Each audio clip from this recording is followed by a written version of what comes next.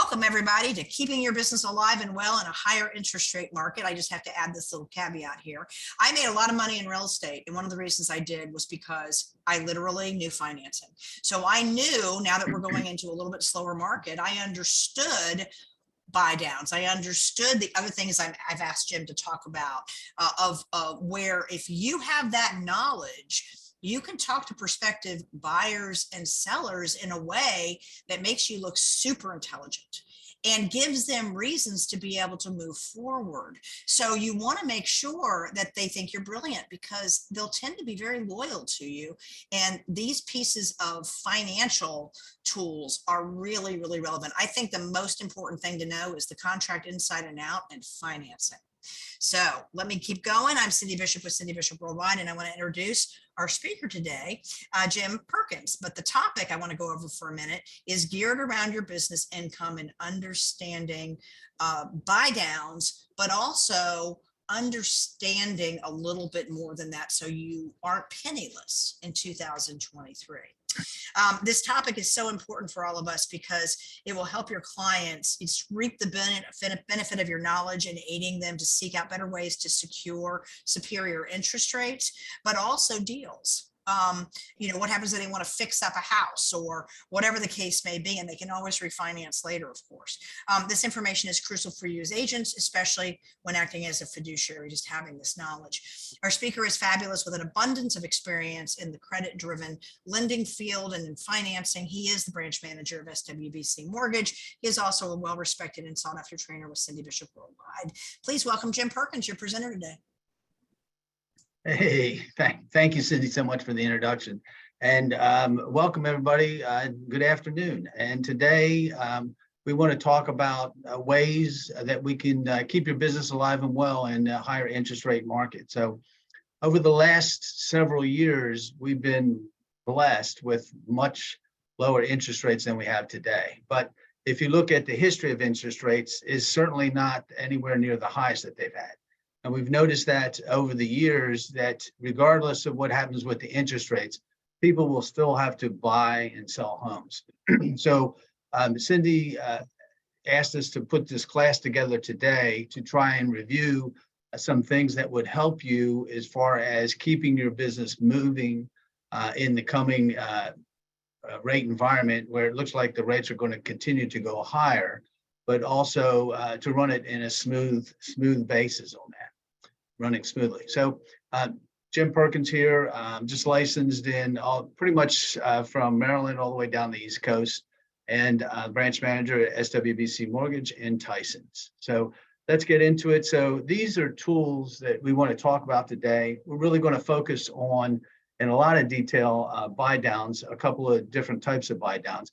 But we did want to go over some of the other things that will help you kind of eliminate problems and make your business run maybe a little bit smoother, and hopefully get you to get a little bit more business by maybe start the wheels turning for you, start thinking a little bit outside the box of what the possibilities might be for being able to get houses that may not be in the best shape moving a little quicker, and then also getting some buyers that might not be in a situation to buy right now to be able to, sometime in the future to be able to move forward, or just something, a program that might be out there that might help them be able to move forward right away. So qualification, and we put this one in there because we see this, and I'll have a slide that'll go a little bit more in detail. But you want to make sure that the borrowers that you're dealing with, the buyers, have been well qualified. And the reason for that, you don't want to go down the road, 3 weeks, 4 weeks down the road, and then find out that for whatever reason, the person can't qualify for the loan program that they're looking at. So you want to make sure that you're keeping in touch with the lender, but also make sure that the qualification is done really, really well. Allowable closing costs. This is another slide that we put in there because in the past, like say several years, because the market has been so hot, inventories so low, it was really a seller's market, and sellers were not willing to pay closing costs, and if they were, very, very little. Well, that is changed a whole lot. We're seeing now the sellers are stepping up to the plate. and paying maximum allowable closing cost in some cases. So this is something that you want to be aware of. I have a chart in there that will go over as far as the maximum amount of closing costs that can be paid on different types of loans.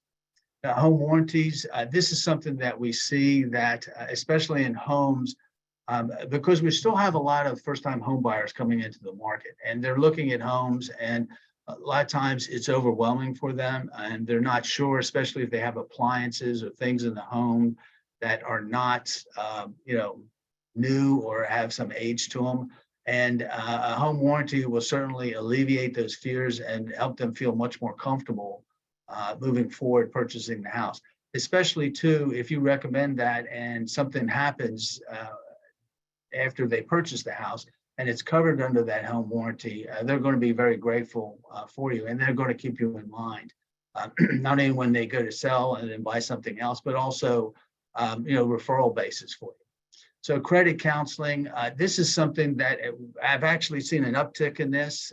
We are starting to see more people that are having challenges with credit, things that are showing up on their credit reports. And it is something that we will do as far as the borrowers are concerned. We'll help them develop, I guess, a plan, give them a strategy to follow to get their credit scores where they need to be so they can take advantage of the best programs out there. From an agent's perspective, it's important, especially now when the business has slowed down considerably, that if you run into somebody that has challenges with their credit or something on their credit report that may be stopping them or maybe not allowing them to get the best programs out there, that you have a plan that will help them. I would recommend you developing a relationship with a trusted lender that will develop a plan for them and give them a strategy to follow that can improve their credit scores. And then that will allow them, for you, it's a line of business. It's maybe, a month, 3 months, 6 months, a year. I've worked with people up to 2 years in order to get them straightened out as far as their credit. But what that does, it's another line of business that comes back to you. And you just have to keep in touch with them. It's not something that would spend a lot of time. It's your trusted lender that's going to be working with them on a regular, continuous basis to get them to be in a situation where they'll be able to, purchase a house, be able to qualify for their loans out there. And sometimes it can happen very quickly. It's just a question of rearranging their credit.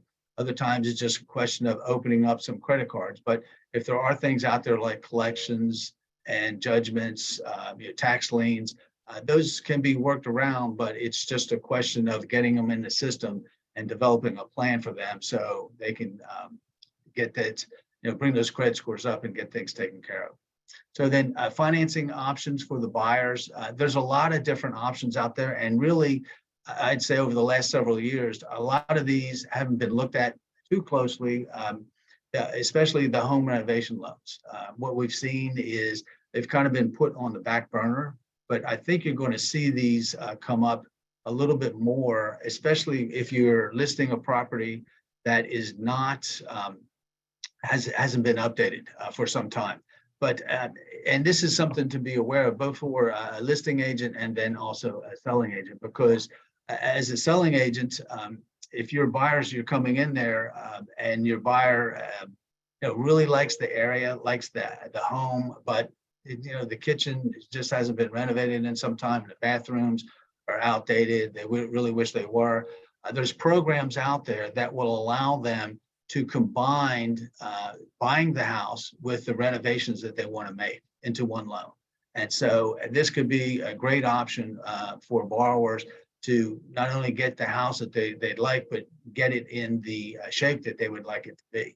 And there's also too, and this is good for listing agents to know, because if they have a house that hasn't been updated or needs some improvements, this is something that they can bring to the attention to the agents that are bringing their buyers in, that these programs are available and could work very well for the buyer that really likes the house, likes the location on that. There are also too, we've seen this from time to time, but contractors out there that will do improvements on the house and then collect the payment for those at closing. Usually they'll be looking for a property. They'll do that on properties that have, a little bit more equity, considerable amount of equity. So they know that there's enough, even if the property value or the sales price has to come down, that there's still going to be enough equity in there for them to get paid.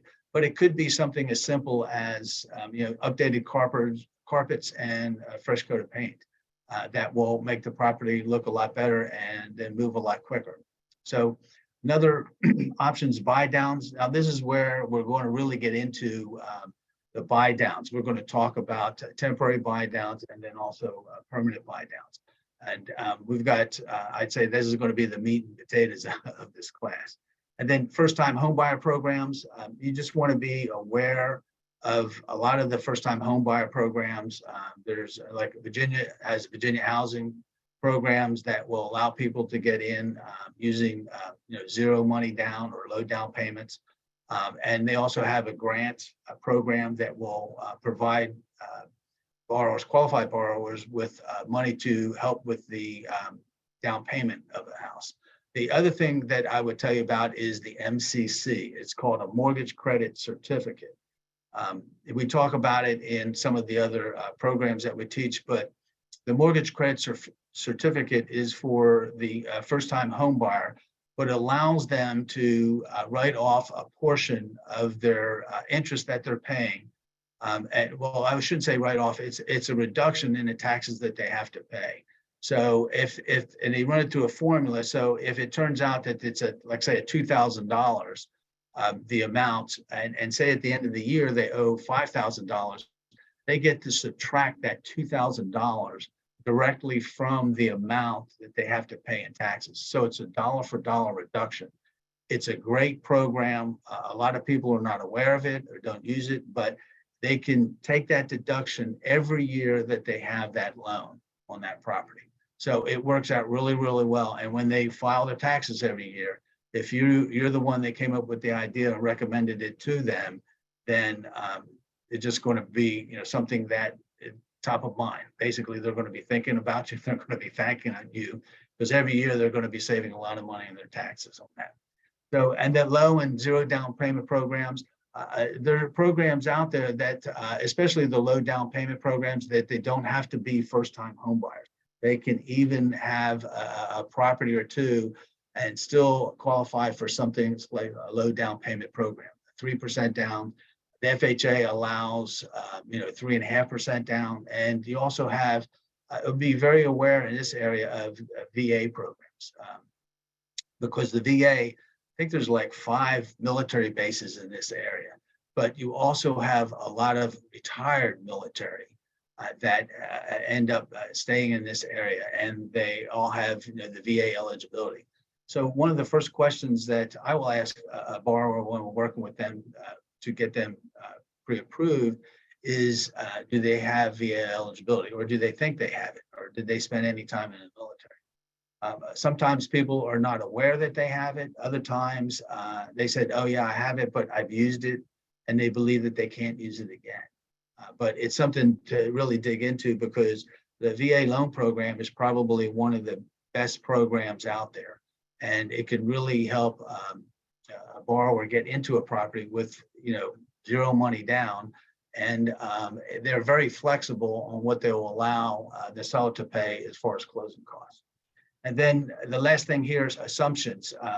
We put this in there because over the last several years, we've seen interest rates at the very low ebb, very bottom of the barrel, 2 and 3% in that range. And what you're going to start to see, and I've actually already started to see this, is that as interest rates go up, there's going to be programs out there. Now, mainly they're going to be the FHA and VA loans that are assumable. So say if somebody bought a property and say they paid $600,000 for it, and they've owned it for 2 years, and then they want to sell it. Now, as interest rates go up, it's going to be harder and harder for people to qualify. But if they have an assumable loan, what that means is that the person buying the house, assuming they qualify, can assume that loan and that low interest rate. Now, what'll have to happen is they'll have to come up with the difference between the sales price and what the loan amount is. But depending on the circumstances and how much was financed to begin with, that may not be a tremendous amount. But when you're selling a house, that would be one of the questions that you would want to find out. What type of loan they have, and if it is in fact assumable. Now, on assumptions, you're going to be dealing with the lender that holds the servicing. In other words, the company that they make their payments to. And assumptions now, everybody that assumes a loan will have to be qualified. A number of years ago, they didn't have to be qualified. The seller could just say, hey, I like you, you can assume my loan. But what happened is if the property went to foreclosure, like say 6 months after they assumed it, and the government, because they're backing the loan, guaranteeing the loan, lost money on it, then what they would do is they would come back to the person that originally had the loan and said, you allowed this loan to be assumed. That person went to foreclosure and we lost, $15,000. So they'd file a deficiency judgment against the person, and basically the original person was on the hook for that. So now all loans that are assumed, the person that is assuming the loan should be qualified. But you want to make sure that if you're the selling agent, you want to make sure, or excuse me, the listing agent, you want to make sure that your borrower, if they're allowing a loan to be assumed, that they're getting released from liability. They should get something in writing that says that they're being released of liability. Now, on a VA loan, it's a little bit different because the veteran or the VA person has their eligibility tied up in that property. So there's two ways they can allow an assumption. One is they can allow the assumption, the person coming in, if that person is VA eligible, they can substitute their eligibility and replace it for the one that was originally on the house. And so the person selling the house would get their eligibility back.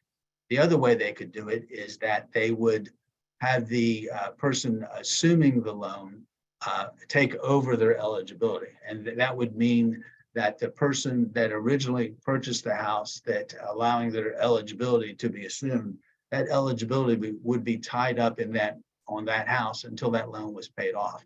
So if it was refinanced, they would get their eligibility back.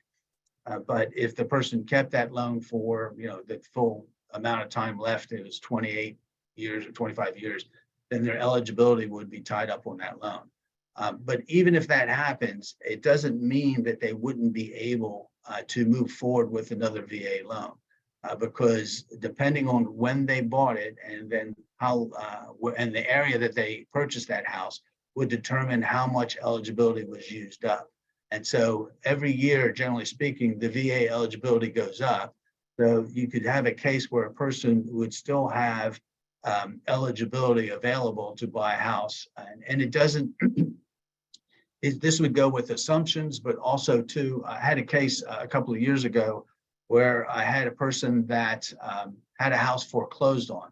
They bought it with a VA loan and the house was foreclosed on. So the eligibility that they used to buy that house was lost basically in that foreclosure. And they assumed that because that happened, they were not eligible for a VA. Well, at the time they had bought in Georgia in a low cost area, and then they were coming up here to Northern Virginia, a high cost area. And so they actually had enough eligibility to buy a $480,000 townhouse, putting zero money down because they had that much eligibility left. So that's a tool that you can use, and you just want to basically dig into it if you have somebody that has a VA loan. And this would go, like I say, for the buyers too, because a lot of times a buyer with a VA say, oh, I've used it before, I can't use it again, or it's tied up in another property. A lot of times a person can have two properties with VA. I've even seen rare cases where a person has 3 properties and all were bought with a VA because the eligibility continues to go up and depends on the area that you're buying in. So what we wanted to do is dig a little deeper on pre-qualification versus pre-approval. And it really depends on the company that you're dealing with. But generally speaking, a pre-qualification is just an opinion by, could be the loan officer, could be the person that answers the phone. based on the information that they're provided. I see this most of the time with, like, say, banks or credit unions. And the reason I say that is because well, this is what I see most of the time. But if a person is working for a bank or a credit union, they actually don't have to be licensed. So they may not be talking to a licensed loan officer that is very familiar with qualifying somebody. And so I've had a couple of cases where an agent has asked me to review a person's situation based on a pre-qualification letter they got from their credit union. And it turns out that, the person had just started a business, and they told the person that they were going to be making a certain amount of income on an annual basis. And they were basing that on the anticipated income. So they got the pre-approval letter based on anticipated income of a person who just started a business. And normally you're going to have to see, 2-year history on a business to be able to use that income. So when I do a pre-approval, and this is, I can tell you, like I said, different companies do it differently, but when I do a pre-approval, I'm basically going to collect as much documentation as I can. We're going to run their credit report to make sure that they're in a particular, they're going to qualify based on the credit for the loan program that they're trying for. But also too, we're going to collect, pay stubs, W-2s, tax returns if they're needed, business tax returns if that's the case, but also, bank statements, pull their credit, and pretty much everything we're going to need to make sure that that person is going to be approved. Then we'll also run them through the automated underwriting system that basically gives them the approval. And as long as the information they provided to us is accurate, then we know we've got a good loan. So this makes the contract that you're presenting a lot stronger. And we would write a letter, at least I would write a letter that would basically, the information in the letter would mirror what you have in your contract. And it would tell them that the person has been pre-approved for this loan, for this amount that you're offering, and also has the property address and has the information that we've collected, W-2s, pay stubs, and reviewed them. And if everything is excellent, we would put that in there. And credit report too, we can run that also. And this is a case when we do that pre-approval, sometimes we'll see a person where their credit scores, maybe their credit score might be like a 7, say 18. And we know that if their credit score is 720, they'll get a little bit better interest rate. And so just by guiding them or directing them to make a little tweaks on their credit, we can get those credit scores up and get them into a better interest rate, even though they might be in the process of, they've already written a contract. But if we get them at the pre-approval stage, then we can guide them and try to get their credit scores up. And it could be just moving their finances around a little bit, which will move those credit scores up, but just put them into a better situation on that.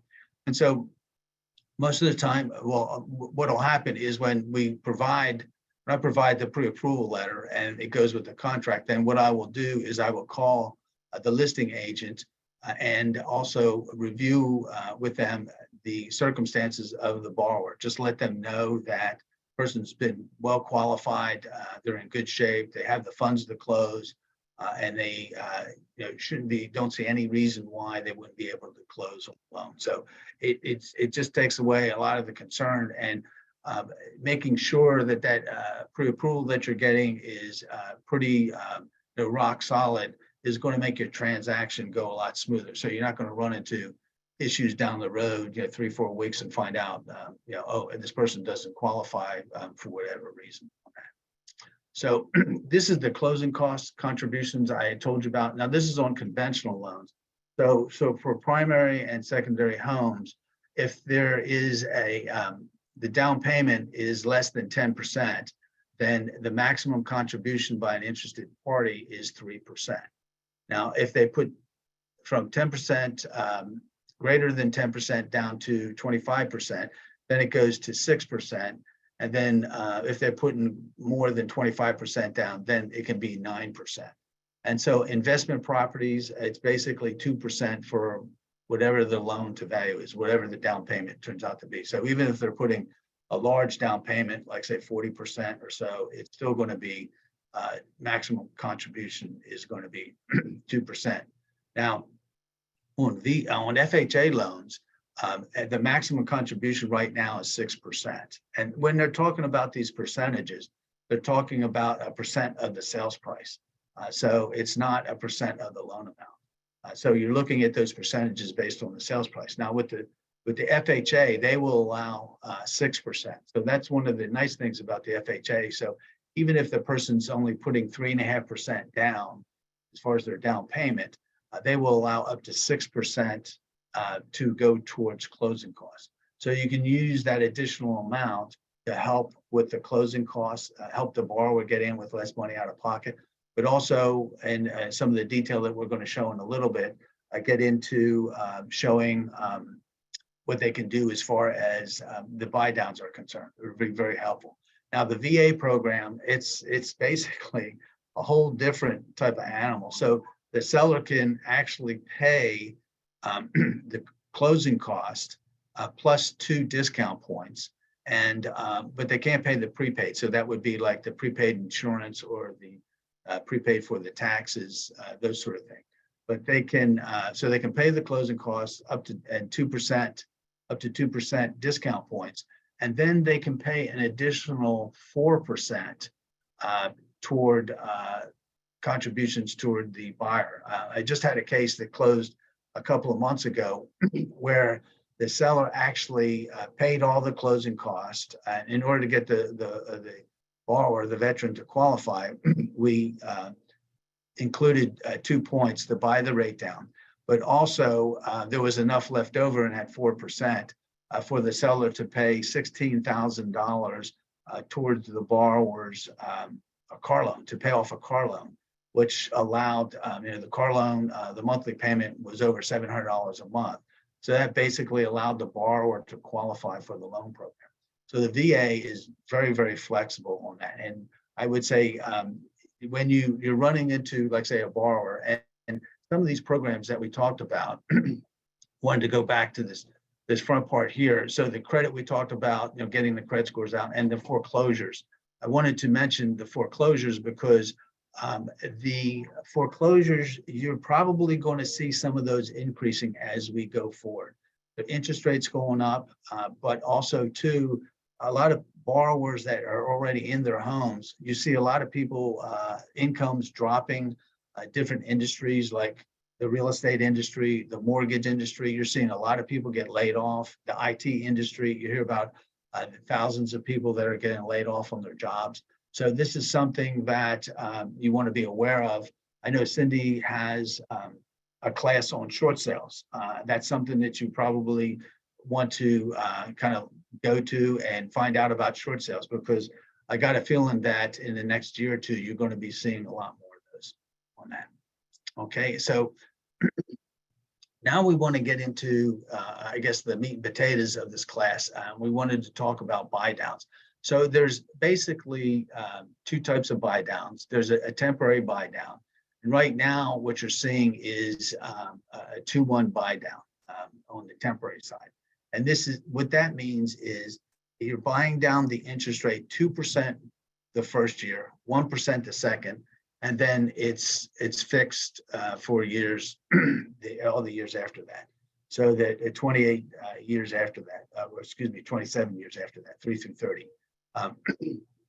So you would use this option because the market is really unusual at this time, and you would use this for somebody that you want a lower payment, but is very concerned about an adjustable rate mortgage.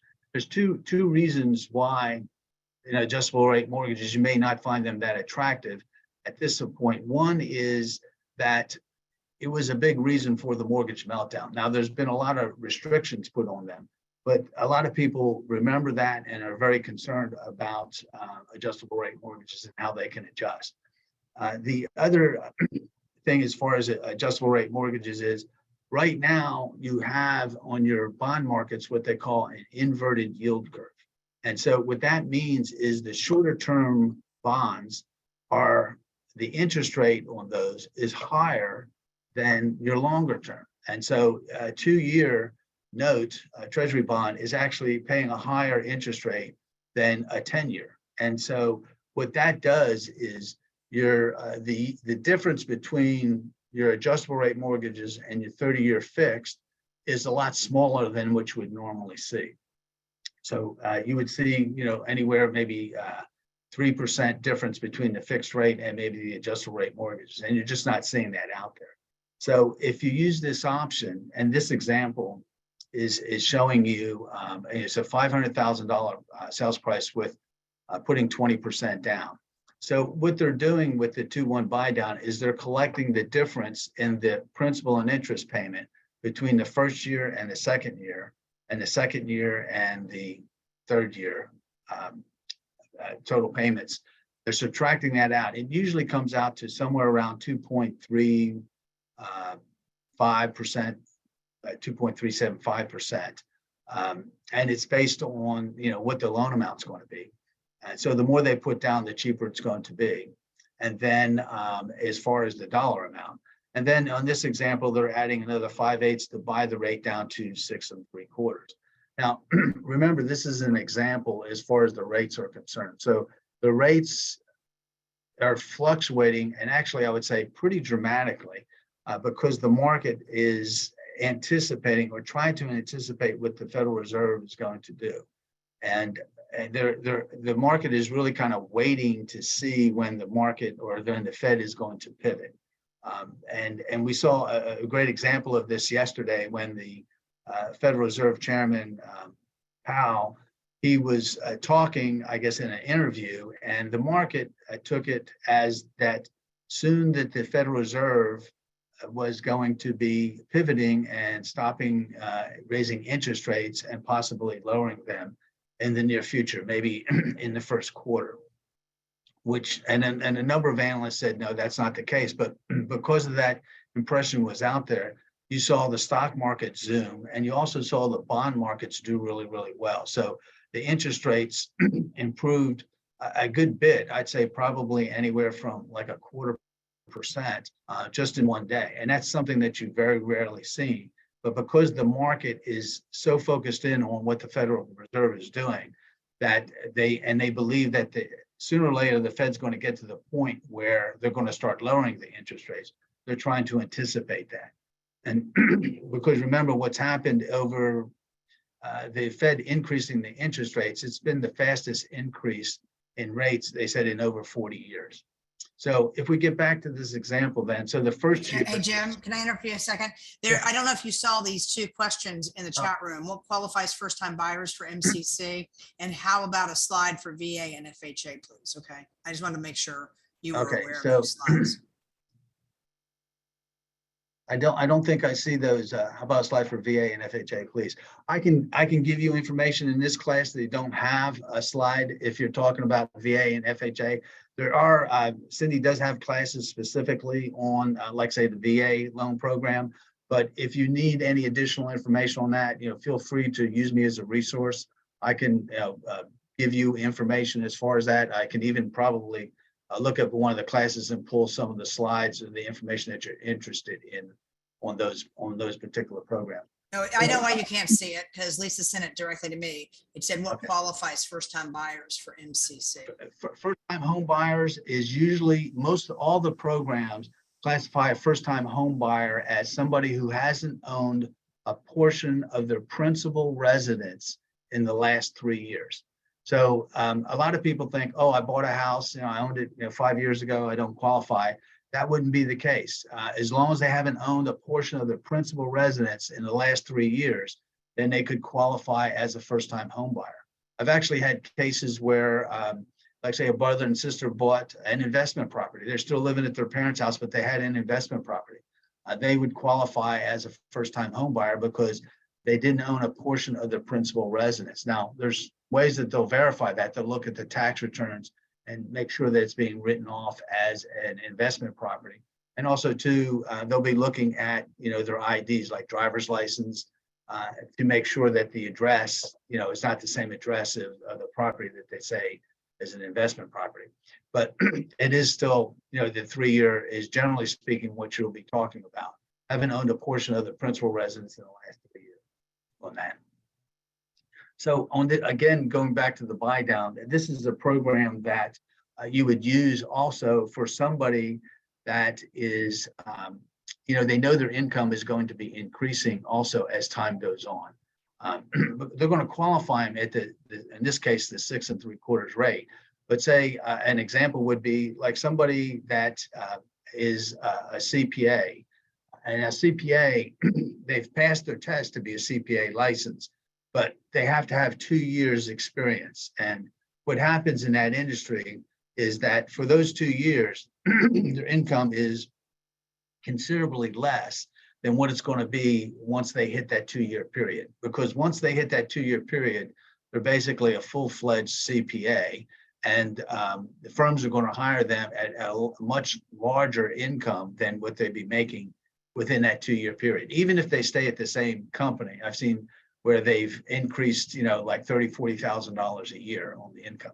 The other one that comes to mind real quickly would be, like, say, a doctor that's in residence, maybe the second or third year of residence. Usually residence is 4 years, and they're not paying or they're not getting the income that they would be getting that once they get out of residence, and then their income, a lot of times you'll see, go up dramatically after they get out of the residency. So this would be a great program for somebody like that. And then also too, they say, wow, interest rates, 6 3/4. People are used to the rates being, like 2.5%, 3.5%, but it was kind of unusual. It hasn't been, that low, like I said, in a really, really long time. And as a matter of fact, just to give you some context, when I first started in the business back in the mid 80s, the first loans I was writing were 12 and 13%. And the people were really excited because they were getting loans that were down from like 17 and 18%. And actually, just a personal note, I was reading some notes that my grandfather had written down in the Depression area, and he bought some land and he paid 6% interest rate. And that was back in like the 1929, 1930 timeframe. So the interest rates that we've had over the last several years have been fantastic. It's really driven the market, but it's kind of an anomaly as far as the interest rates are concerned on that. So the next one is an option. So what we did with this one is I bumped the rate up, the asking price is $700,000, and changed the down payment from a 20% to 10%. So basically, you're looking at the difference here, but you'll see because the monthly payments, because the loan amount is so much higher, that the difference in the monthly payments is considerable. So the difference between the first year and the third year is almost $800. I think like $799. So that would be a big difference for somebody getting into a property and making them comfortable. And the advantage of this too, like say when you're comparing it to like say an ARM, is that third year, it's a fixed rate. So it's basically a 30-year fixed rate. So that third year, it's not going to go up anymore with that. Where right now with ARMs, they might be able to get something that is in the high 4s, maybe low 5s, but those ARMs can go up usually anywhere from 5 to 6% over the life of the loan. So even if they start at 5%, you figure you add, even if it's 5% or 6%, you're talking 10 or 11%. And the way the interest rates are moving, it looks like, over time, you're going to be seeing those rates moving in an upward direction on that. So again, the 10% down to 630, you can see the cost. What they did is they structured this so it's the buying down to 2% the first year, 1% the second, and then adding the 5/8. So what that does is gives the total contribution of 3%. And this is not limited to just the seller paying it. It could be the buyer paying it also, or them splitting the difference to get this program.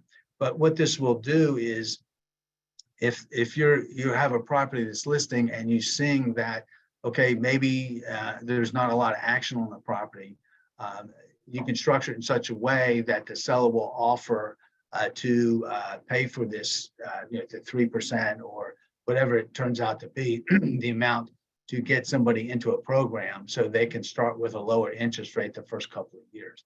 So certainly could be a big advantage as far as selling a house and getting more borrowers to look at it, starting with an interest rate, a lower interest rate on that. If you are advertising it, or are you saying, hey, we're offering a particular rate, you just want to monitor that rate very closely, because the way the markets is, you just don't want it to get away from you where you're saying, hey, we can offer a lower rate, and then find out that the rate is no longer available. So hopefully, as the Fed slows down the increases, this will become more stable for you. And then, so the next one is, this is what would be considered what we call a permanent buy down. And basically what this is doing is you're buying down the interest rate. And so on this example, we go back to the $500,000 sales price, and assuming they're putting the 20% down. And so it's a $400,000 loan amount. And they're using 2% to buy down the rate permanently. And so what this does is this says 37,000 versus 8,000 to achieve the same payment. So what we'll do is we'll go over, we've got some examples here of how this works out. So if you list, the current list price is 500,000, seller's not paying anything, 20% down, 400,000, the rate 6.875. So the monthly payment, 2628. Excuse me. So a lot of times when you have a house, it's not selling, one of the first things that's addressed is say, okay, we need to lower the price.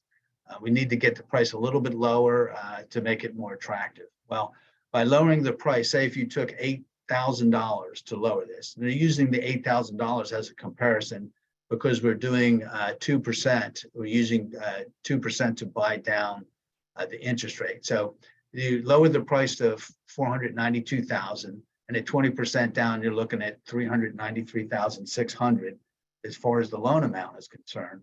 And at the rate of 6 7/8, you'd be looking at a payment of $25.84, which would save the borrower $44 on a monthly basis. And over the life of a 30-year fix, $15,840. So that's something that is, attractive, but the next one down is something that it would be a little bit more attractive, actually considerably more attractive. So if you took that $8,000 and instead of lowering the price by $8,000, you said to the seller, hey, let's use that money to buy down the interest rate for the borrower. So the list price is going to be the same, 500,000, the loan amount 500,000. But the interest rate, using that 2%, you're going to be able to go at a 6.875 all the way down to 6 1/8. Now, I want to point out something that because the market, we're seeing the inverted yield curves, and there's a lot of unusual things happening in the markets, the bond markets. You're seeing the compression on the interest rates vary widely. And what I mean by that, when I say compression, if you're talking, generally speaking, as a rule of thumb, an average rule of thumb, if you went down 1/8%, it would cost, like, say, 1/2 point. And so if you went down 1/4 point, you'd be looking at buying down the rate. It would cost you a full point to buy down the rate 1/4 point. And so if you bought down the rate 1/2%, you'd be using 2% in order to do that. In this case, what you're seeing is because the compression is a lot smaller, there's a lot more bang for the buck. So if you bought it down 1/2%, you'd be at 6 3/8 normally. But in this case, because the compression of the market, it's been compressed, you're seeing that the interest rate, instead of being 6 3/8, is actually 1/4% less, 6 1/8.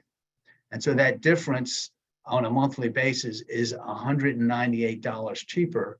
And over the life of a loan is $71,280. So a dramatic difference. One, it'll help more people qualify for the loan. And it makes a big difference because the buyer's saving, $54,440 using the permanent buy down versus the lower list price. In other words, using that $8,000 to lower the list price. Plus, the seller would have to lower the sales price by $37,000 over 4 times the $8,000 to have the same effect on the monthly payment.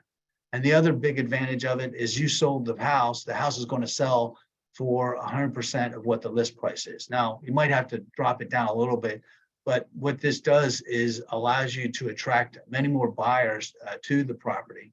And because there's going to be a lot more people that will be able to qualify for it. So you're using that seller contribution, instead of them lowering the sales price, you're using a contribution to buy down the interest rate. Now, it doesn't mean you just have to do that. You could do a combination of both. Maybe drop down the sales price by a certain amount, and then also increase, sellers willing to pay a certain amount of contribution to buy down the interest rate from that. So that can be very attractive and can certainly help on that, especially keeping the sales price close to the 100%, because then the neighborhood is going to be liking that, because you see a lot of times where the houses keep dropping the price, and then the people in the neighborhood are upset because they feel that the value of their houses are being pushed down just because the realtor wants to unload the house on that. So that's not always the case. So this one, again, what we did is we increased the sales price, and so the 2%, this is based on a 10% down. So the 2% is going to be 12,600 on that. And so the difference here, it becomes more dramatic because it's a higher sales price and a higher loan amount that you're looking at.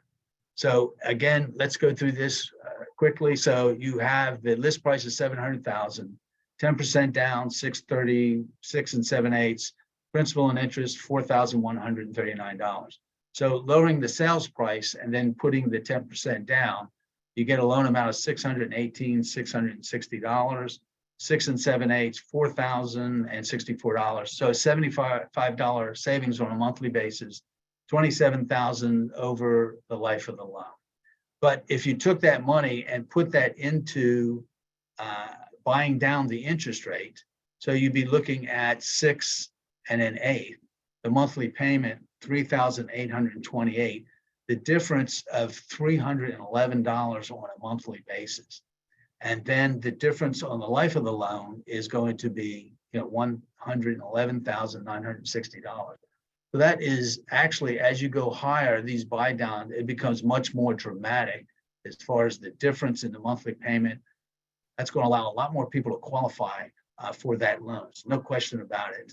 And then if you look at the difference here, so the buyer is saving $84,960 using that buy down of the rate, the permanent buy down of the rate, compared to lowering the sales price by the $12,600. The seller would have to lower the price by $52,500 over 4 times the $12,600 to get the same effect. And again, you have sold the house for 100% of what the list price that you're doing. So this is a great tool to use, and with that compression in the market. And remember, when we go back to the contributions, this contribution chart here, it doesn't have to be 3%. It could actually be more if the seller, if the buyer is coming down with that 10%, they could go up to 6%. So they could, and what you might see is a limit on how much they can buy it down, because at a certain point, it just gets too expensive. So it could be a combination of maybe lowering the sales price a little bit, but also using that seller's contribution to buy down the interest rate, which is going to be make it a lot more attractive, a lot more people to qualify for that. So the last slide that we're looking at, I believe this is the last slide, but I threw this in there because Fannie Mae and Freddie Mac, just over the last several days, a lot of people have been anticipating what it's going to be, and you're seeing a lot of numbers out there, but these are the official numbers. They've increased the standard conforming limit in our area. I think it was 647,200 to 726,200, and then the high balance is now over $1 million. It was like 900, I think, and 70 some thousand. So considerably higher than what they were before. Now, these will change every year, and sometimes they'll go down, but hopefully they'll continue to rise. So over the last number of years, we've seen them increase on a consistent basis. But what this does is just makes it more attractive for the higher priced homes in this area. to get into what they consider your standard financing. So let's see, this is, so that's the end of the class. I hope you got a lot out of that as far as the buy downs are concerned. And hopefully what this will do for you is get the wheels turning. So if you have somebody that is, has an earnest interest in buying a house, there's, going to be some way to work it out. If we have to put them on a plan that, develops a plan for them and give them a strategy to follow, if they have to get a co-borrower or a co-signer on the loan, if they have to, improve their credit, I would just, because over the last several years, it's been so easy. There's been so many people, the market's been moving very quickly, but now we're really going to have to dig into and try to use all the tools that might be available. So I would tell you to think outside the box. And, if you need any, guidance, you need any help, I'd be more than glad to provide any expertise that I might have that help you, being able to write more contracts, because there's a lot of programs out there. Like I said, not everybody will be able to do something today. Might be a month, 3 months, 6 months, but as long as you keep in touch with them, it really builds loyalty, and you never know who they know. I've helped people out and gotten a number of referrals just because of the people that they knew, based on the time that I spent with them on that. Did anybody have any other questions? If you wanted to, you could unmute yourself. And Cindy, I'm not sure if Cindy's there. Sometimes she's on the phone, but No, I'm not. I'm here. I'm just typing. I was typing. All right. Well, Jim, are you going to send them the, anybody want the presentation? And if you do, Jim will send it to you. I'll send him the roster so he has your all's email so he can send it to you. okay, we'll send you out a copy. I have a question. Okay. Yes, sir. If they have at least 10% down, you're saying that you can use 6% in the buy down. You can do 6% seller's contribution. So it doesn't have to be all used for the buy down. You could have them pay, some of the closing costs. So you could use, like, say, 3% towards buy down and 3% towards closing costs to make it Right. a lot cheaper to get in. But if Yeah, you but had, if their cash wasn't the problem, but the payment was, you could use the entire 6. you could use that if it was available. I don't know if you could buy the interest rate down Right, that low, because yeah. because there's at a certain point they're just not going to quote that low of a rate.